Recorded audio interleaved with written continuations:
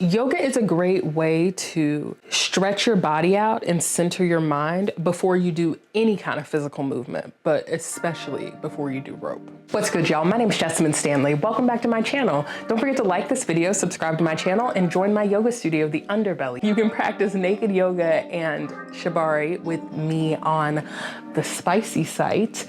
Today, I am gonna deep dive on shibari and rope and talk about why rope is an incredible accompaniment to your yoga practice and why rope is just really incredible for your body in general, whether or not you practice yoga. So what is it? Rope is a type of bondage that is used to restrict and restrain the body so that you are able to experience and provoke spiritual and emotional release. It's also the name of the physical material that we use to do the bondage. There's rope, like literally a physical rope, and then there's rope, the act of tying the rope around either your body or someone else's. Rope is a form of restraint play, and it's also a form of sensation play.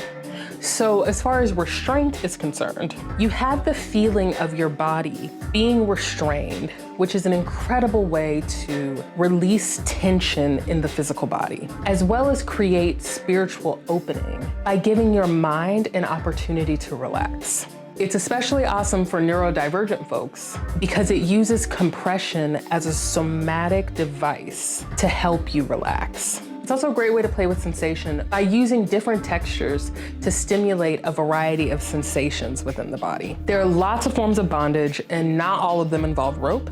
And there's also lots of different types of rope. So I personally, when I practice rope, I use hemp rope, but other popular varieties are jute, nylon, and cotton. My first set of ropes were a gift from a lover, and she had handmade me a set of nylon ropes, which were great to learn on because nylon is really forgiving. Nylon is really sturdy. It's very easy to use whenever you're learning how to tie and learning how to tie knots in particular, because it is easy to see how you need to fix the knots. Other types of material, hemp as an example, hemp, cotton, I think is a really good example. They're not that great for like, if you make a mistake, it just is a little bit harder to pull the knot out. I don't love nylon. I personally don't really like the way that it feels on my bare skin, but a lot of people really love it. It's very good for heavy loads, and so people use it a lot for suspension play. And it also comes in lots of beautiful colors and textures, and so nylon is really popular. I just don't personally prefer it. I've also really enjoyed playing with cotton rope. Cotton is very easily available and accessible, like really good for bedroom play, like if you're playing with a partner, very sexy, sweet, good for.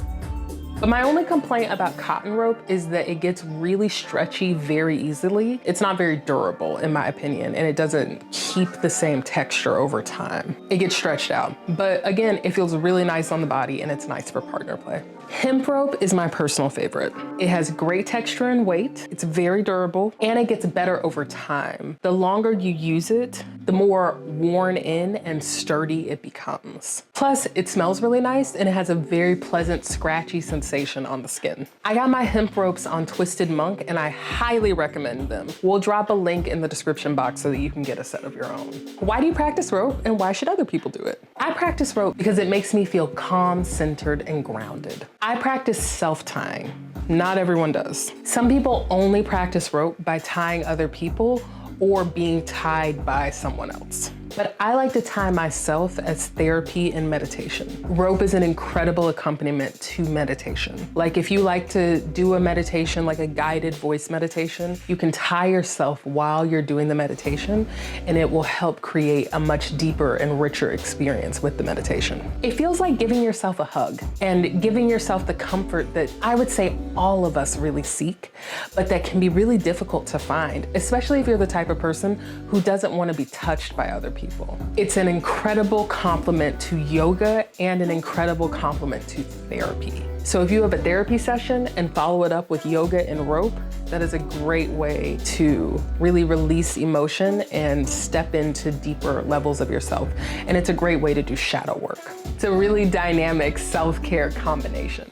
Why is rope a good complement for yoga? All right, so here are a few reasons that yoga and rope go together specifically. Number one, in my opinion, both yoga and rope are spiritual practices. Yoga is about uniting your mind, body, and spirit. Rope pulls you into yourself in a way that allows you to see and release your demons. Bringing the two together is very powerful. Number 2, yoga is a great way to stretch your body out and center your mind before you do any kind of physical movement, but especially before you do rope. So even practicing one yoga pose before you practice rope will make it easier to be in the bound positions that rope is gonna ask of you. And it can make a huge difference in how much you enjoy being bound. That's something that I hear a lot, is that people are like afraid to be bound. Like you're afraid of what it will be like to not be able to get away. And that's a part of it, is that you are going to have to deal with that part of yourself that gets scared, and understand that part of yourself and start to accept that part of yourself, respect that part of yourself that gets scared, and then accept it. It's helpful to practice yoga before you even get into that. And yoga asks you to do the same thing. Like I think sometimes whenever we hear about yoga, it's like, oh my God, yoga is so calm and zen and chill.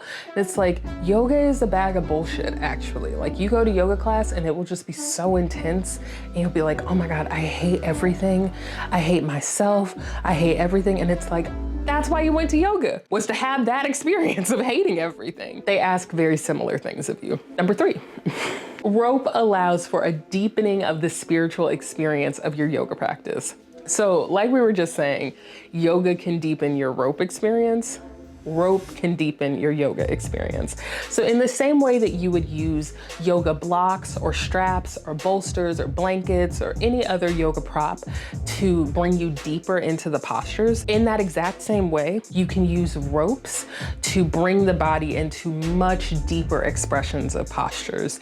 And there are so many examples of rope practitioners going into very deep stretches. It's because the rope is really acting as a support so that your body has to do less physical work, and it's able to just mold and bend with gravity. And number 4, rope allows for a deepening of the spiritual experience of yoga. So yoga pulls up a lot of emotions, and then when you tie yourself with rope, you can release those emotions into the rope. It's an incredible way to do shadow work and really look at your dark side.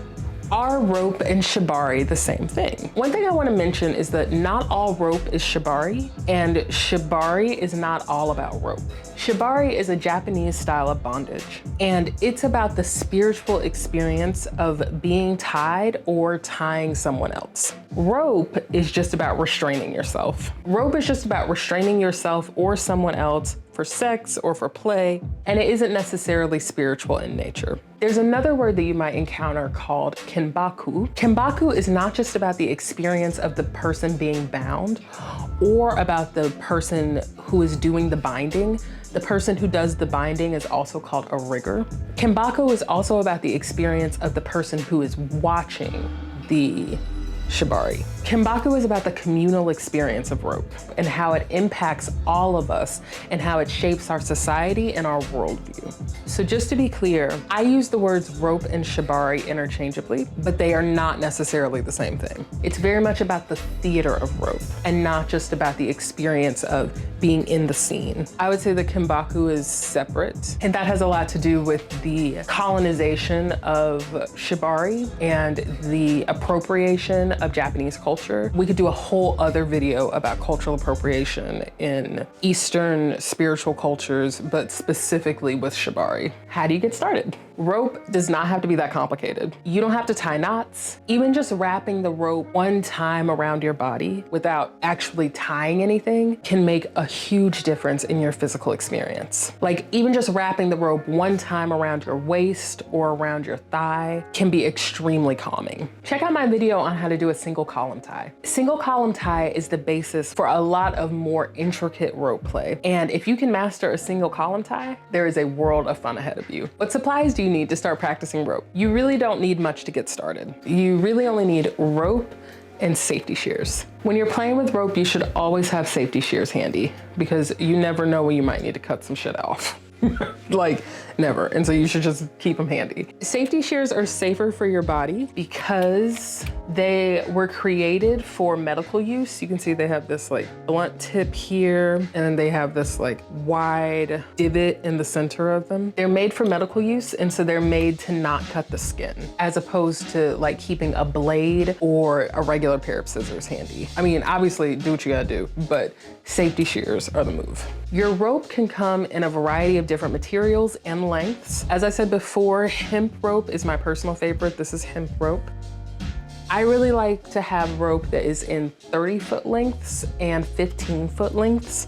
There are so many different lengths of rope that you can get outside of 30 feet and 15 feet, much longer and much shorter. There are pros and cons to everything, but that is a topic for another video. If you're just getting started, I highly recommend checking out online classes. You can start with my single column tie video here on YouTube, and I would also really recommend Shibari Study, which is an online rope school, and I'll drop a link in the description box so that you can check it out. Do you practice rope? Are you curious about it? What about bondage and BDSM more generally? Drop all your comments, thoughts, questions, everything into the chat. I cannot wait to connect with y'all. Thank you so much for watching this video.